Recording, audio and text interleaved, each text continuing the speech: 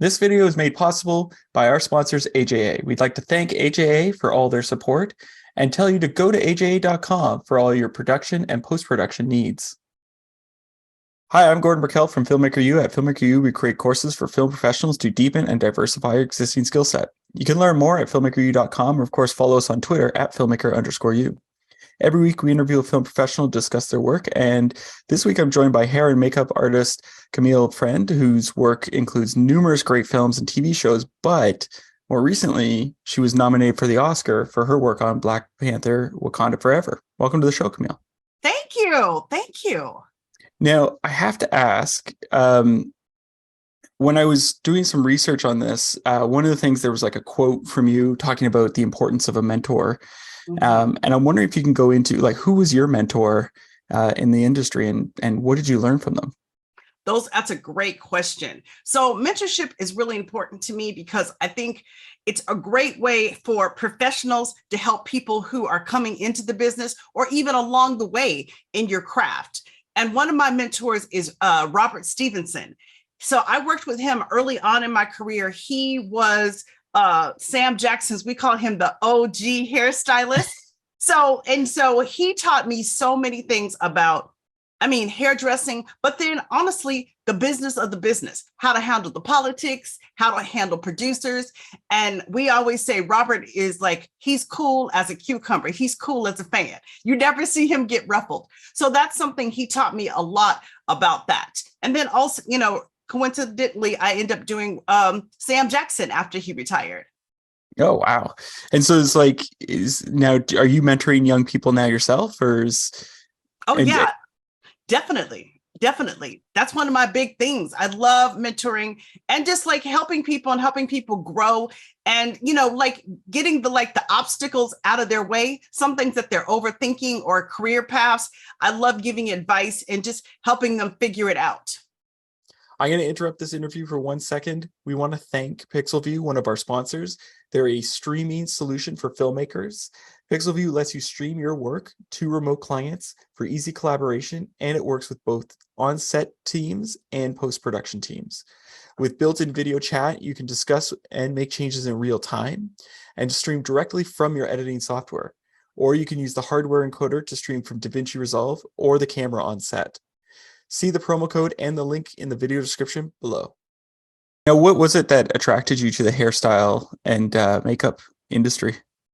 Well, for me, I grew up as a hairstylist. Like, I'm a third generation hairstylist. It's something that I've always loved. I couldn't think about doing anything else. I grew up in a family salon, so it was something that I always knew I was going to do. So now, also in my research, I found that you're very good with like historical pieces, things like that. Mm-hmm. But when I think about Black Panther, Wakanda Forever, I'm wondering, like, because it's not a historical place, but right, it's like a fictional. So like, where did you get your inspiration? Like, how did you figure out what the looks were going to be like? I think with Black Panther, it's not a historical movie in the sense, or it's not like a period movie, but in the other sense, it is all period movie in the sense of all the looks are all grounded in reality. So, everything is taken from, some of the different African tribes, from the Zulu tribe, from the Himba tribe. All those looks are taken and grounded from real tribes.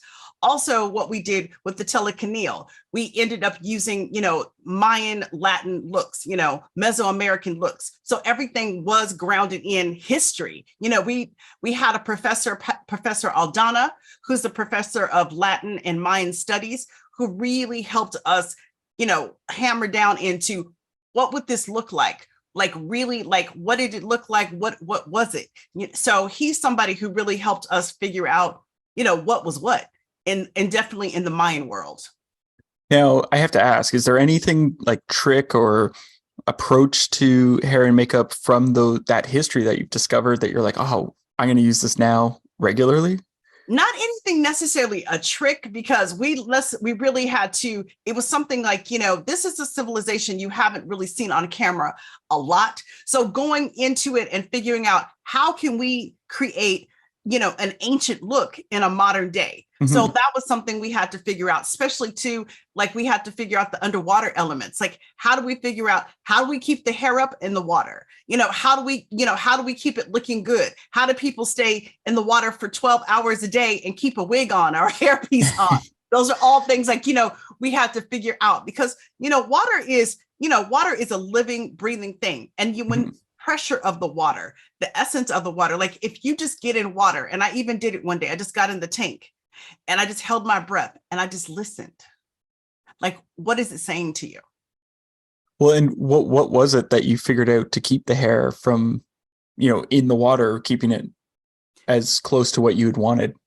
Well, we figured out, like, from camera tests, the first camera test we had was a disaster because we figured out once everybody got in the pool, we had put hairspray, we had put gel to hold the hair. And when they got in the water, the product made a big cloud when they got in the water. And it's like, oh no, we have to fix this. So, those were things that we had to figure out. And we figured out basically a glue hairspray. So we sprayed the hair with a concoction of spearmint gum. And then we took alcohol and we really liquefied the product so we could spray it in a pump. And we sprayed the hair with glue. And that's something that really helped the hair hold up. And also we had to sew the hair pieces really in tightly so they would stay in position. And then also in glues, like when we put them on people, we used a, why did it just go out of my head? It would come back to me. Oh my goodness, Camille. We used a silicone glue. There we go. And we used a silicone glue for like holding. And silicone is it's a seal, but then it's flexible like this. Wow. Yeah. So that's why we use that. Oh, smart. Now, like, how do you work with practical effects or the special effects team with your work? Oh, it's really a hand in hand. And I mean, I love visual effects as something, and special effects, I love it. Like on this one, the special effects are basically done by Joe Harlow, which is the makeup. And then the visual effects are by Jeffrey Bauman, he's also somebody nominated. So especially with the visual effects, we knew like certain things we needed to do from camera tests. Like, especially when people in the water, if you have the hair loose, when people move around in the water, the hair goes like this. So how do we stop it? Like, we sew the hair, or, or Jeffrey's going to manipulate it. The hair is going to do this, but then Jeffrey's going to manipulate it just a little bit. So, all of those things we know, like shot by shot by shot, where we're going to go in, where they're going to take over, where we might jump back in and take over.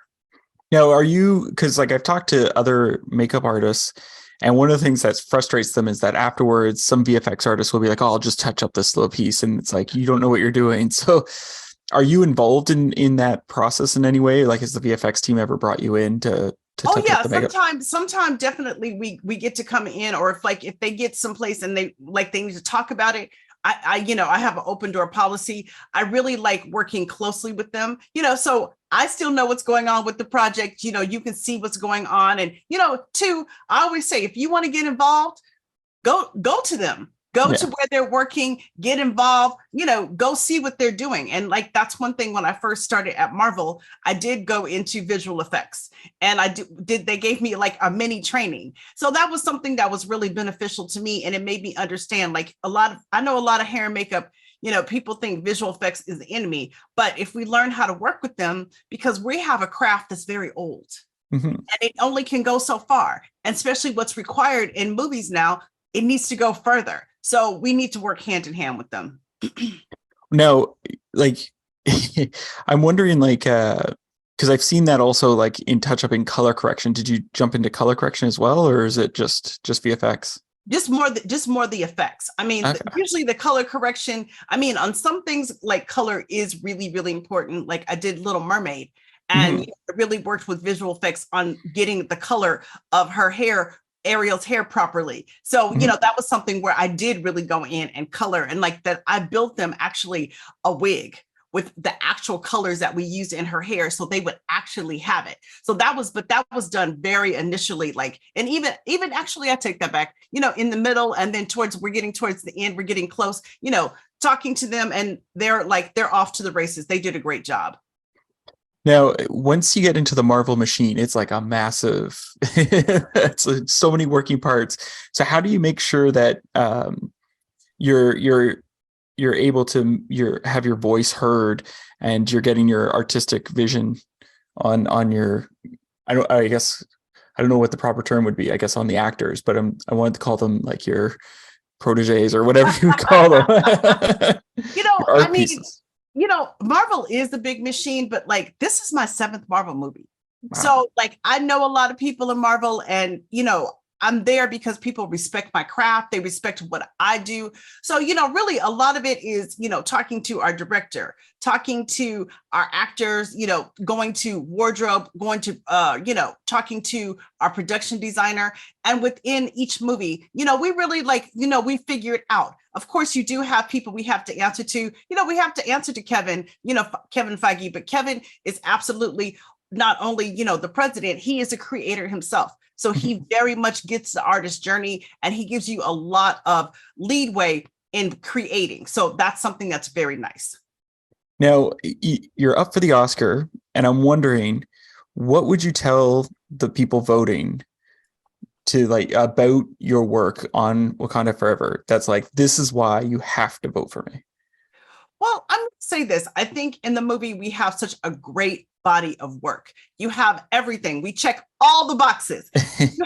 You have everything, like I said, from the tribal looks that you got from the first Black Panther. And now we have the telecanil, which is definitely, special with the Mayan culture. Then you also have, and I'm speaking about Joel Harlow. I want to give him his props, my makeup partner. So Joel, the things that he did, with the prosthetics, the gills here, and all the facial tattoos, and the tribal scarification, and just all like some of the like the glow in the dark tattoos, like so many things that he did. And like even the head tattoos, like on Okoye, Denai's character, like all of those things, we give you a plethora of things in this movie. So I think we check all the boxes, and I think we have done an outstanding job, and not just one character, on many, many characters. We did a whole journey. And I think what movie is about special about this movie also is that, this franchise could have been over. Mhm. When a franchise loses their star, we lost Chadwick, it could have been over. And so for us to continue on and do a beautiful movie, not only a tribute to him, but also, a movie where you're getting a lot of different Marvel characters introduced, I think we did something that was pretty spectacular. Well, I think it's incredibly impressive because I remember when he passed and I was just like, ooh. And they're like, nope, Right? we're still gonna do this. I'm like, how are you gonna do this? How are Like, you going to do it? so and that was That like, too. and Yeah. sorry. No, I mean, when he passed, I was like, this is over. And then Yeah. they were like, we're going to keep going. I'm like, how? Yeah. And But here we are, and I'm talking to you and being yeah. listened. Well, Yeah. and it got like rave reviews. So it wasn't like, oh, they just stuck someone. It was like, no, they worked it out, which was so No. impressive. It was really well thought about and carefully planned out in all ways. Yeah. Now you also have your own sort of master class that you've created. What is that? Yes, thank you for asking. I love teaching. Teaching is really my baby. It's my love. And it's called Hair Scholars. And what I do in Hair Scholars is I teach, hair and makeup people how to get into this business, or if you're in this business, how to like gain equity in this business, how to be a department head, how to be a key. And then also I do wig classes and all those kind of practical classes also. And we have new classes starting March 26th. So I'm excited. Is it pre-recorded, or is it like, like I'm doing a class March No, 26th, like come. the classes that are coming out are pre-records, but Yeah. then I will start. I think we're shooting for June, if I'm not mistaken. I have some hands-on. I have a new place I'm about to start teaching, so I Oh, can't talk amazing. about it yet, but we'll be doing like some big wig classes. Like I'm doing some big 3-day wig classes and some hair texture classes, 3-day classes. And so we have a new home. I can't talk about it yet. We're about to get it together, sign the deal. So, but I'm really excited to be doing that too. Oh, Yeah. that's amazing. In Now, LA, let me yeah. say the classes are in LA. Yeah. Now, what would you say was like the most challenging, hair and makeup to do on Black Panther? Oh, definitely the telekineal. That was definitely the most challenging because Yeah. that's something like, it's just the elements of the water. And for us too, the other thing that was really challenging was like for me, we had 3 units going on. So, you're not just on first unit minding your business. They could be on second unit and they're establishing a new character, establishing something that we didn't do on first unit. So as a department head, I'm the type of department head.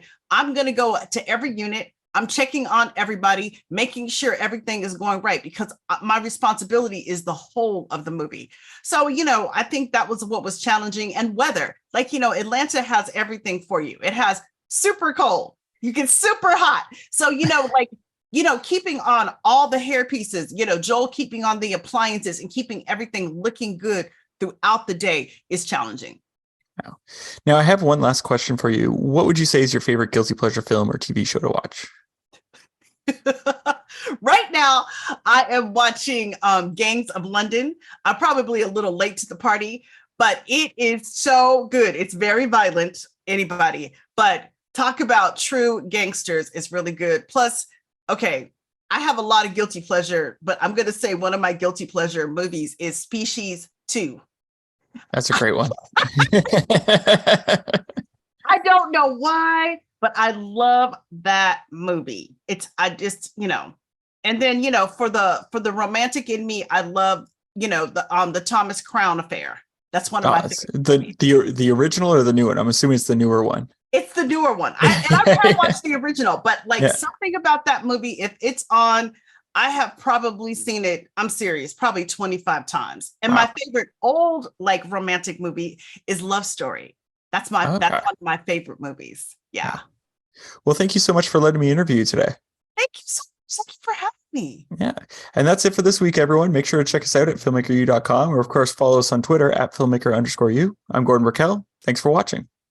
This video is made possible by our sponsors, AJA. We'd like to thank AJA for all their support and tell you to go to aja.com for all your production and post-production needs.